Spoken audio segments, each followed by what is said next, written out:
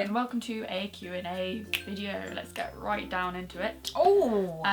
Our first question is, I'm in my mid-20s and have been in a long-term relationship, and I haven't been single since I was 15. I love my boyfriend, but whilst he's been with a lot of people, I've only been with 2, and I feel like I want to explore a bit, especially with another girl, but I would like to have more experiences with guys too. What would your advice be for someone in a pickle like mine? By the way, he has had fantasies of me sleeping with other people, but I think in real life it might be quite different. That's very interesting. I feel like we've both been in the same position before. Yeah. I mean, when you do have long relationships when you're at a young age, and sometimes you can feel like you're missing out. Yeah. I mean, I think we both feel like it's super important to have experience before settling down, because it makes you realise like what you do like and what you don't like. Yeah. The more and more experiences you have, the more defined and well, the more fun you can have in the future, because you know what you like. Yeah, and also I think it also is really important for people not to cheat and like stray around. Do not cheat. It's a low thing to do. You know, the best thing you can do is just be so completely, like, horrifically honest with your partner. So honest that it doesn't, like, you get to a point where you trust them indefinitely because they tell you everything. So basically what you would need to do is you probably should talk to your partner about it. If you haven't already. If you are a bit cautious about doing that because you don't know how he's going to react, then maybe start trying to integrate your fantasies into your sex life. Yeah. Like talking about him watching you fuck someone or like you want to do stuff with girls. Yeah. Best thing you can do is give him the option or let him know and see what his reaction's like. Yeah. As you said before, he actually has fantasies of you sleeping with other people. Yeah, exactly. I mean, there is so much that you can do. Like my boyfriend and I are in the same position where I felt like we were in long relationships. I haven't had enough experience.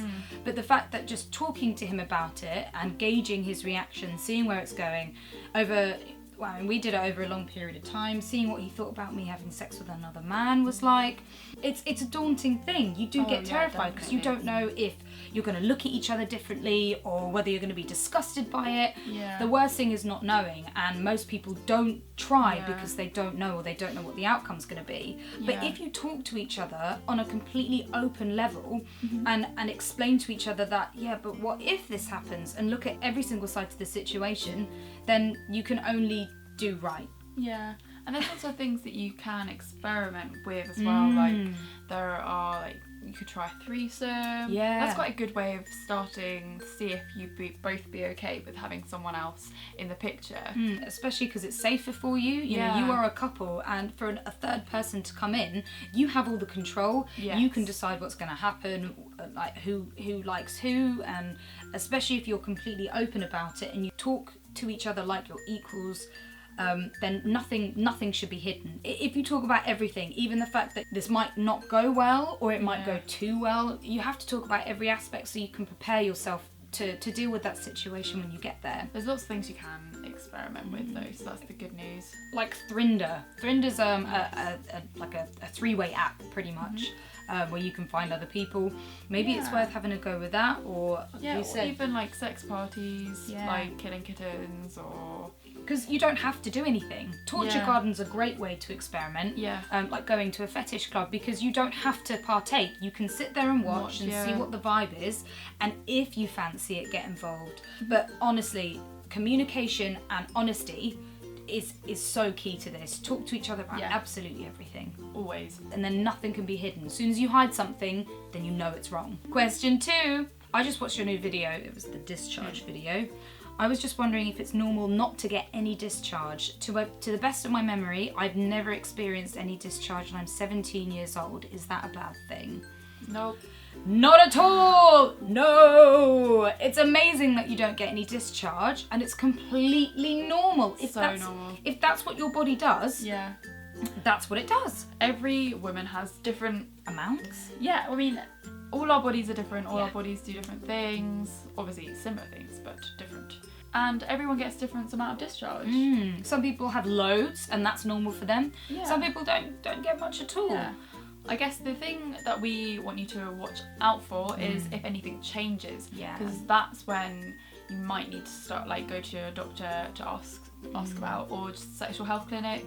It might even be worth going to the sexual health clinic if you're feeling worried anyway. Yeah, if it's on your mind. If you feel like it's not normal, then just having a professional tell you that it's normal can sort of give you a little bit of ease. Yeah. The only reason why we get discharge is because that's our vagina's cleaning itself. It's cleaning of like any bad bacteria or fluff or dirt or whatever gets in there. Yeah. But that doesn't mean to say your vagina isn't cleaning itself. It might just be doing it in a different way, or it might just be dealing with it in a you just might not get as might not much. have a lot.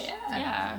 I mean, you probably do have a bit of discharge, but it's probably gets wiped away when you go to the toilet or something. When you wee, it's just, I mean, discharge is pretty much just any kind of vaginal fluid that isn't really like sexual lubrication. The only issue is that discharge can give people some lubrication with sex, but if you feel like you're lubed up enough, or if you're getting wet enough during sex, if you are having sex, I mean, it's not going to cause you any grief while you're having sex at all, not to have any discharge. And if you feel a little bit dry, then drink more and use lube. Next question. My new boyfriend has a rather big Say cock!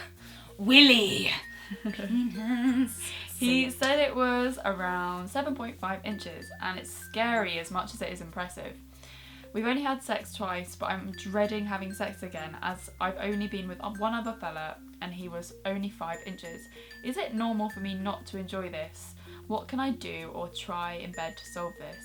In brackets, I really like this guy, but sex is pretty bad at the moment. God damn, that sucks. That really sucks. I have definitely been in the same position before with my ex, where he was quite sizable.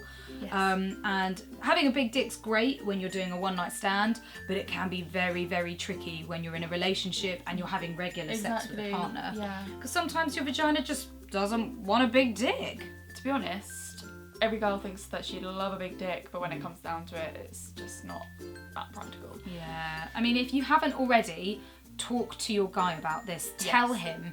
Make sure that he's aware of it, because he's not a mind reader. He can't, he might just think you're fucking enjoying it or having a great time. Explain to him that you are just a little bit too big for me, and he needs to make you feel comfortable. He needs to make sure that foreplay is very important, because foreplay is so important when you've got a big dick. Yeah, you when you get turned on, your vagina naturally widens. It also gets lubed up, which is perfect for a big dick. But if you're constantly thinking, oh my god, he's got a big dick, I'm not going to have a nice time, this is going to hurt, this is not going to be enjoyable, then already you're subconsciously tightening up that vagina, because it's going, don't put it in me, oh god, no. And also, I think when you're worried, you don't lube yourself up. Yeah, absolutely. It's like you dry up. I mean, you actually do. It definitely got to that point with my relationship. We were having sex 3 times a day at the beginning, and as the relationship went on and as I fell out of love, I didn't want to have sex, and I wouldn't get lubed up, and I would literally just sit there like a fucking fish, like, this is not fun. That doesn't mean to say it's a bad thing. He just needs to know what to do with a big dick. Basically, Just make sure that you're ready. Make sure he knows that you need to be comfortable, relax. You need to be ready for his dick. And also lube. Just use lube.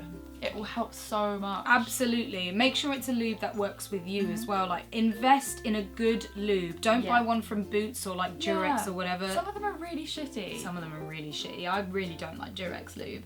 And it does take a while to find a lube that works for you, but spending a little bit more money on a lube that you can use every day is really worthwhile. Like Lilo do a really nice lube.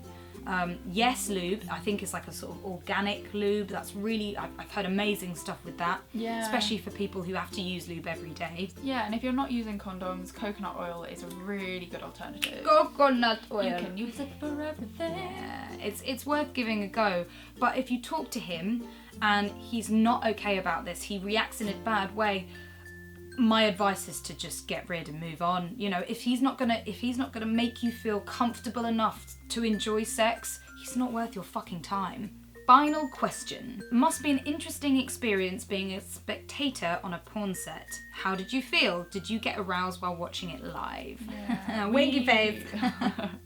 A little while ago we did a little documentary where we visited a porn set. Yes. By Reed Works.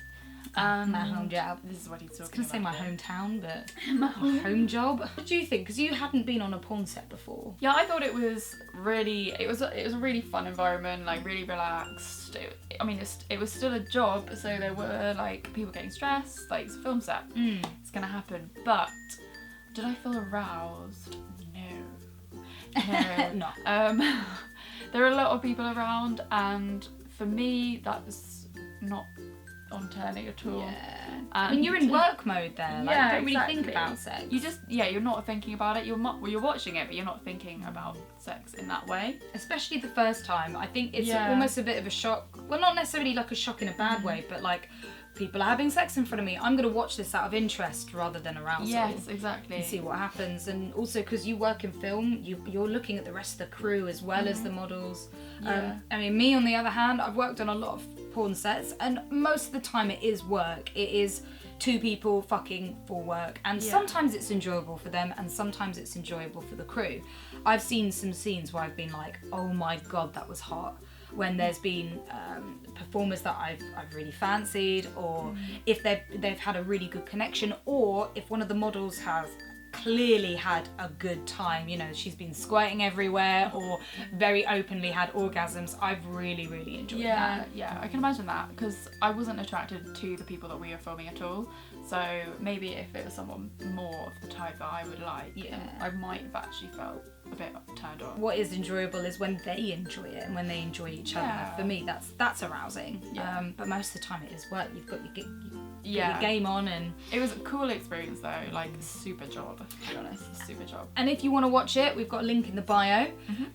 It's only 12 minutes if you want to check out what it's like being on a porn set. Yeah, do that. Do it. Okay, so that was the end of our Q&A. Yes. Let us know if you would like us to continue doing Q&As in the video format instead of on our blog, because we've been a bit shit at writing back recently. Yeah, it takes us quite a long time to write a decent reply, because there's so much we want to include in it, and especially like talking to you guys about it, like how we do, is so much easier for us. So let us know which way works best. If you like reading the answers, or if you like a video, we love your feedback. Let us know. Yeah, so subscribe to our channel. Please subscribe. Like our video. Thank you. Lots of love. Bye. See you next week.